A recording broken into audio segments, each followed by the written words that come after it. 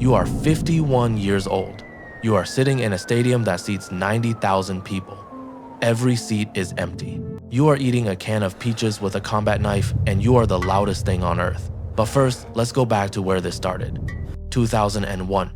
Age 0. Columbus, Ohio. Your mother's name is Linda. First word you say, more. She tells the story at every Thanksgiving until there is no more Thanksgiving. Your father works nights at the Amazon distribution center on Morse Road. You see him on weekends. He smells like cardboard and the specific exhaustion of a man who has decided something is fine. You absorb this. You don't know you're absorbing it. 2005. Age 4. Linda enrolls you in a survival camp at the YMCA on Olentangy River Road. It's meant to be fun. You treat it like a final exam. You learn to tie 7 knots before any other kid ties 2. The counselor, a college junior named Derek, tells Linda, "You have an unusual relationship with urgency." Linda thinks this is a compliment. Derek is not sure it is. 2008. Age 7. The recession hits. Your father loses the Amazon job. He finds another one in 3 months. 42 days of watching him sit at the kitchen table with a cup of coffee that goes cold. You learn the shape of a man waiting to matter again. You do not want to learn this. You learn it anyway. You will spend the next 4 decades trying not to become it. You will not succeed entirely. 2012, age 11. You watch a documentary on National Geographic about a man who survives alone in the Alaskan wilderness for 76 days. You watch it 4 times. You write a 6-page report that no one asked for. Your teacher, Miss Vance, the one whose approval you want more than any grade on any paper, gives it back unread. "I can only grade assigned work," she says. She will appear in your head at least once a year for the rest of your life. By the end, you will have outlived her by decades, and she will still have jurisdiction. Statistics. Survival merit badges earned, 14. Friends present at 12th birthday, 2. First aid certifications, 3. Adults who knew your name, not your skill, 0. 2015. Age 14. High school. You join every club that teaches you something useful, and none that require you to be known. ROTC, Wilderness Club, Amateur Radio. You have a 3.8 gigapascals and no one to eat lunch with on a Tuesday, which is fine, which is what you tell yourself every Tuesday at 11:47 a.m., standing at the edge of the cafeteria holding a tray. The lunch thing will follow you into the apocalypse in ways you don't expect. 2017, age 16. You meet a girl named Caitlin in AP Environmental Science. She is the only person at Jefferson High who takes preparedness seriously without it being a personality. She keeps a 7.2 hour bag in her locker. So do you. You compare loadouts. This is the closest you will get to being known as a teenager. She moves to Portland junior year. You don't exchange numbers. This is the first exit you don't take. You add it to a list you don't know you're keeping. 2019, age 18. You score 1,480 on the SAT. Ohio State accepts you. You defer. You enlist in the Army instead, which your father calls a waste of the score, which tells you everything about what he thinks the score was for. Basic training at Fort Jackson. You are first in your class on every physical assessment and third on written strategy. The 2 people ahead of you on written strategy are faster thinkers. You are a slower, more certain thinker. You file this distinction. It will matter more than everything else combined. 2021, age 20. First deployment, Eastern Europe. You spend 11 months learning to sleep in 2-hour increments and to eat without tasting, and to make decisions before your body registers that a decision is required. You are good at this, unnaturally good. Your CO, a captain named Garfield, coincidence, irrelevant, permanently noted, puts you in for a commendation, and writes in the assessment, performs best when conditions are worst. You fold this paper and put it in your left breast pocket. You will carry it until the pocket disintegrates. 2023, age 22. You come home, Fort Campbell. You are 22 with $14,000 in savings, no debt, no lease, a duffel bag, and a skill set that is useless in peacetime and invaluable in the thing that is coming. which you don't know is coming, but which you sense the way you sense a door left open in another room, a change in pressure, a sound that's too absent. You meet someone, her name is Becca. She is a grad student in public health at Vanderbilt, and she has a quality you recognize immediately. She plans for bad outcomes, not anxiously, strategically. You go to dinner. She orders for both of you without asking, and it is exactly right. You spend 6 weeks not texting her back quickly enough, and she stops texting first. You tell yourself it wasn't the right time. The right time never comes. You add her to the list. Statistics. Military commendations. 3. Relationships that ended because of you. 4. Tactical certifications. 9. People who know where you are right now. 0. Survival simulations completed. 61. Times you called your father. 7. 2025. Age 24. The outbreak is in 11 countries by the time the WHO issues a level 4.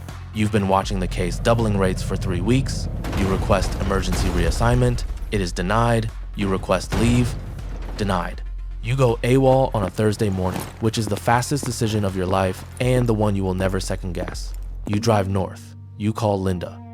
She says, I know, she already has food for 6 months. She is your mother. She has always known which way the wind was going.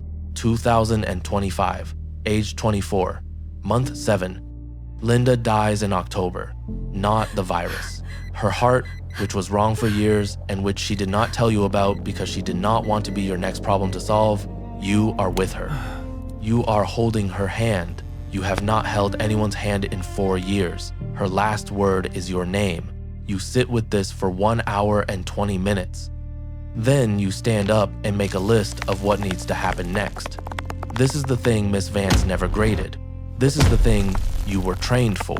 This is the thing that costs you everything, and you are already doing it before you finish the thought.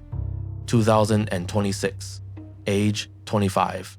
You find 847 survivors in the Ohio, Indiana, Kentucky triangle. You establish a network. Radios, supply chains, medical protocols. You are the best person alive at this. The network holds for 8 months, then it doesn't. Not because of the infected, because of the same things that always collapse human structures. Someone hoards, someone lies, someone leaves in the night with the group's antibiotics. You watch it go in pieces. You rebuild smaller. You rebuild again, each version smaller than the last. 2028. Age 27. There is a man named Garfield, not the CO, a survivor out of Cincinnati, Michael Garfield, who has built a compound on 40 acres and who has resources and who has, from the first moment, a structural advantage you don't. People trust him immediately. They look at him and see safety. They look at you and see competence. These are not the same thing. You know this. You resent knowing this. You work alongside him for 14 months anyway because the mission requires it, and the mission is the only thing you don't negotiate with yourself about. He cuts the supply arrangement in March without warning, takes 12 of your people with him. You find out on a Wednesday at 6 a.m. by radio silence where there should be a check-in. You eat breakfast, you adjust the route, you don't let anyone see your face for 40 minutes. When you come back out, you are already solved. 2030. Age 29. There is a woman, Elena, survivor, former ER nurse from Cleveland. She keeps up with you on every supply run, every fortification project, every cold early morning when everyone else needs 10 more minutes. You work together for 7 months. One night she says, you know you don't have to earn your spot here, right? You don't know what to do with this information. You say, I know. You do not know. She leaves for a settlement in Tennessee 2 weeks later. You say, be safe. You mean, don't go. She goes. You add her to the list. The list now requires a second page. Statistics. Survivors kept alive by your systems, 312. Survivors who stayed, 0. Settlements successfully established, 7. Settlements that lasted more than 2 years, 1. Times someone left before you asked them to stay, 11. 2031. Age 30. The last settlement collapses in August, not dramatically. The way things actually end, one person at a time, each with a reason that makes sense. until one morning you wake up and do the count, and the count is 4, and then 3, and then 1. You sit with this the same way you sat with Linda's hand. 1 hour and 20 minutes. Then you stand up. You make a list. You drive west. 20332-039, ages 32-38. 6 years of movement. You sweep the continent in expanding spirals. Pacific coast, desert southwest, Gulf states, back up the Mississippi Valley. You find survivors. You document, assist, move on. Every one of them asks you to stay. You tell them the network requires mobility. The real reason and the stated reason are different. You know they're different. You maintain the route. The count comes down like a clock in reverse. 847 to 400 to 112 to 29 to 8 to 3 to 1. 2040. Age 39. The last confirmed other survivor is a man in Boise, Idaho named Cal, who you have been in radio contact with for 3 years. He goes silent on a Tuesday. You drive 1,840 miles to check. His camp is intact. He is not. He left a note that says only, "Thanks for the check-ins." You drive back to Columbus. You eat. You sleep. You update the number. 2041-2051. Ages 40-50. 10 years of 1. You maintain the systems because the systems are the habit, and the habit is the last structure holding the shape of a person. Every morning, perimeter check, water check, supply inventory, radio scan, static, always static. You talk to the static anyway. You tell it the weather. You tell it what you found on the run. On the 14th anniversary of Cal's silence, you say, "I've been doing this right the whole time. I just didn't trust it." You don't know where that comes from. You do know where that comes from. 2052, age 51. The knee gives out in February. You knew it would. You've been watching it give out for 6 years. You set the fracture yourself in the equipment bay of a high school on the east side of Columbus, which takes 47 minutes, and which you do correctly, because you do everything correctly. You are the most prepared person who has ever lived, and you are doing this alone, and these two facts are the same fact. The infection sets in by March. You know what that means. You drive to the stadium, Ohio Stadium, 90,000 seats. You park at the 5-0 line because no one is stopping you. You open the last can of peaches. You eat with the combat knife. The light is going gold and flat across the empty seats in a way that costs something, and you watch it the way Linda used to watch you leave, like she was memorizing it in case it was the last time. Your name, that's all she said.